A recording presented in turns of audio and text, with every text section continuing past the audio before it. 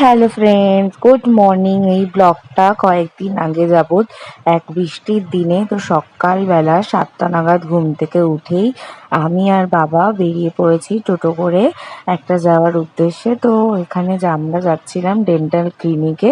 কয়েকদিন যাবৎ বাবার একটা ছোট্টখাটো অ্যাক্সিডেন্ট মতন হয়েছিল দাঁতেরই। তো সেই কারণে নতুন করে আবার দাঁত বাঁধাবো বলে যাচ্ছিলাম ডেন্টাল ক্লিনিকে।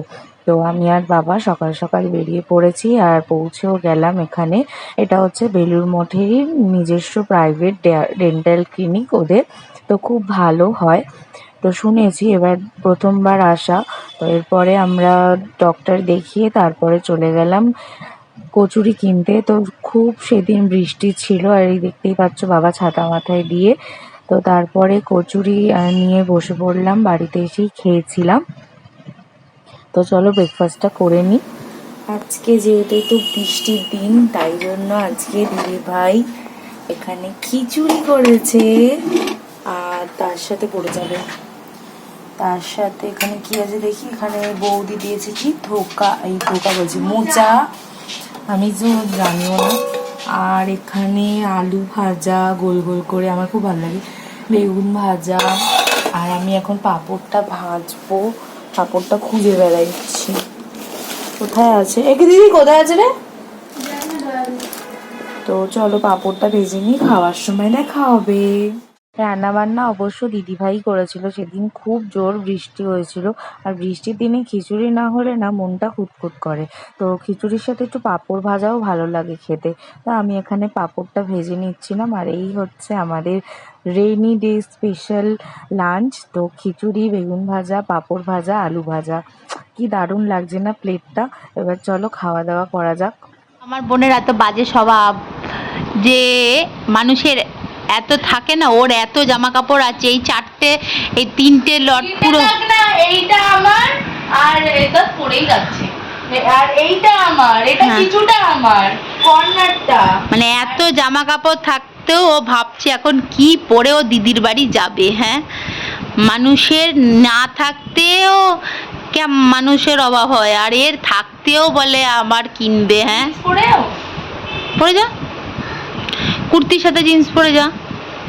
ওই তো লাল চিকন কুর্তিটা নিয়ে নে বাবা, গরমে মরেই যাবো। তাহলে ওই সুতির কুর্তি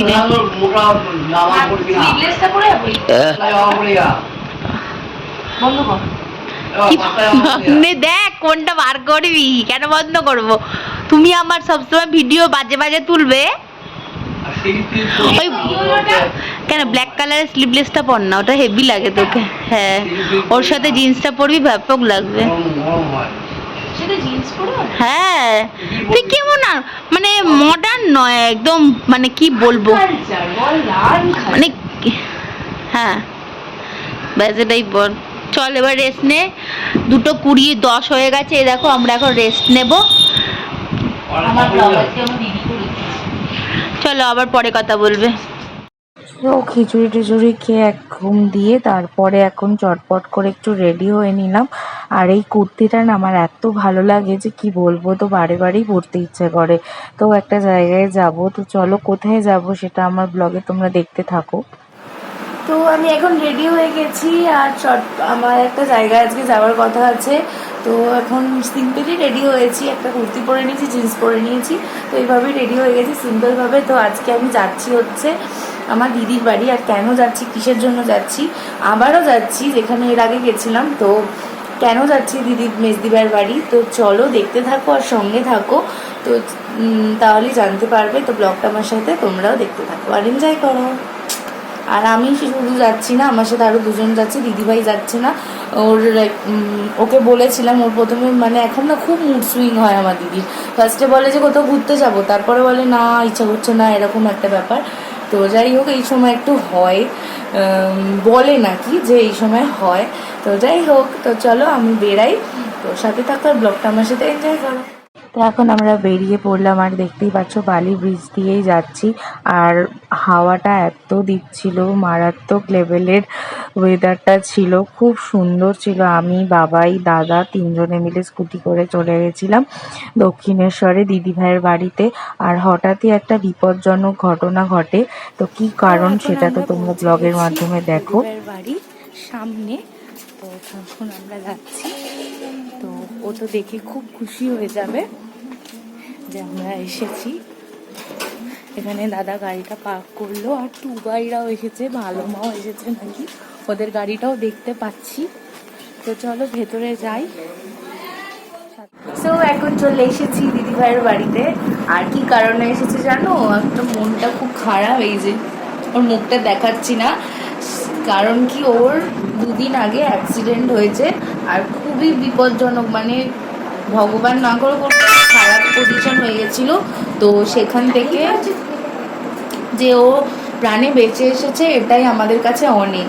তো ওর অ্যাক্সিডেন্ট হয়েছিল কি কারণে সেটাও বলছি তোমাদেরকে।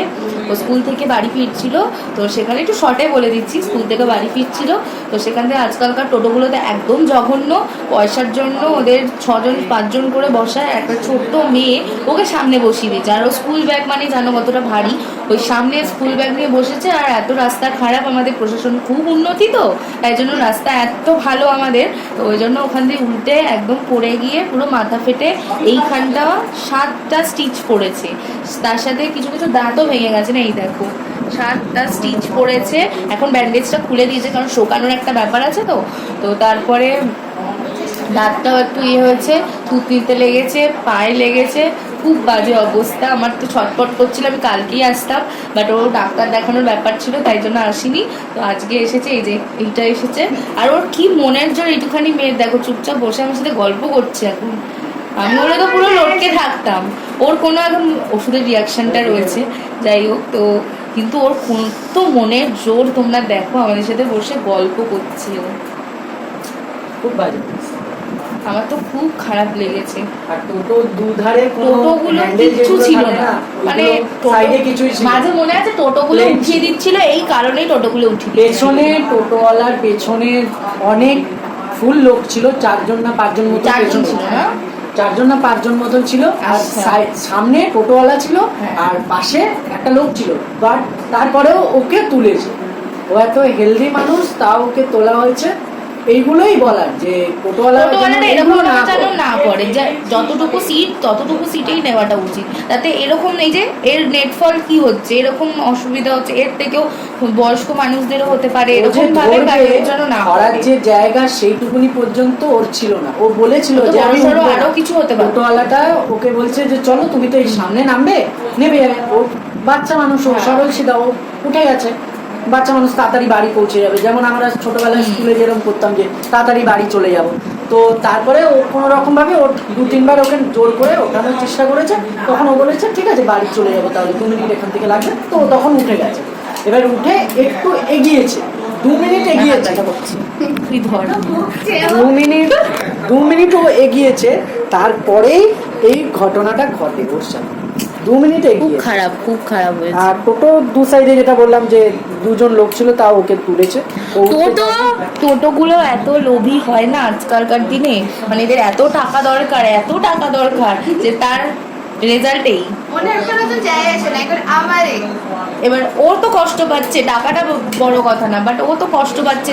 ওর তো আরো বড় সড়ো কিছু হতে পারতো যদি এটা, আমার ভয় লাগছিল যে দক্ষিণেশ্বরের ওই মেন পয়েন্টটায় হয়নি, যদি ওইখানটাতে হতো তাহলে আরো কতটা কি হয়ে যেত।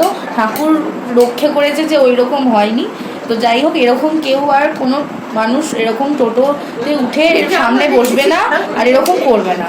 তো যাই হোক, চলো ব্লগটা কন্টিনিউ দেখতে থাকো। এই হচ্ছে রিজন ছিল ব্লগের, মানে কন্টেন্ট দিয়ে দেবো।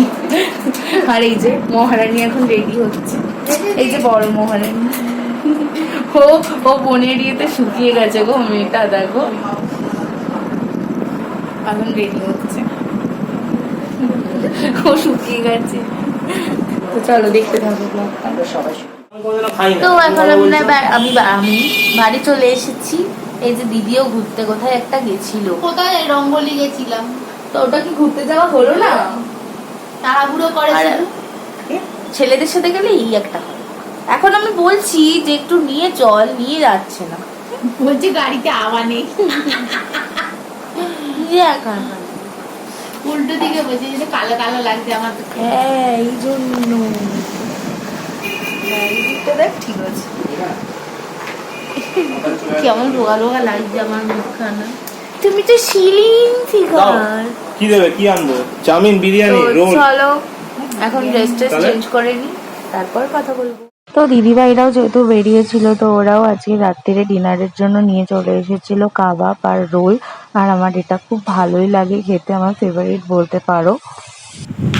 বাইরে অঝোরে বৃষ্টি, আর তার সাথে আজকে ডিনারটা করছি হচ্ছে রোল, আর তার সাথে রেশমি কাবাব। ডিনারটা আজকে জমে যাচ্ছে, আর ট্রিটটা আজকে আমার দিদিভাই দিয়েছে। Thank you. তো চলো এখন ডিনারটা সেরে নিই, আর আজকে ব্লগটা আমি এখানেই শেষ করছি। আশা করছি তোমাদের ব্লগে কিছু ভালো লাগবে। যদি ভালো লাগে তাহলে লাইক, কমেন্ট, শেয়ার করো, আর চ্যানেলটিকে সাবস্ক্রাইব করো। পাশে থাকা বেল আইকনে ক্লিক করে বাজিয়ে দিও, যাতে প্রত্যেকটা নোটিফিকেশান তোমাদের কাছে আগে আসে। তো চলো নতুন ব্লগে আবার তোমাদের সাথে দেখা হবে। টাটা, গুড নাইট, সুস্থ থেকো, ভালো থেকো। টাটা।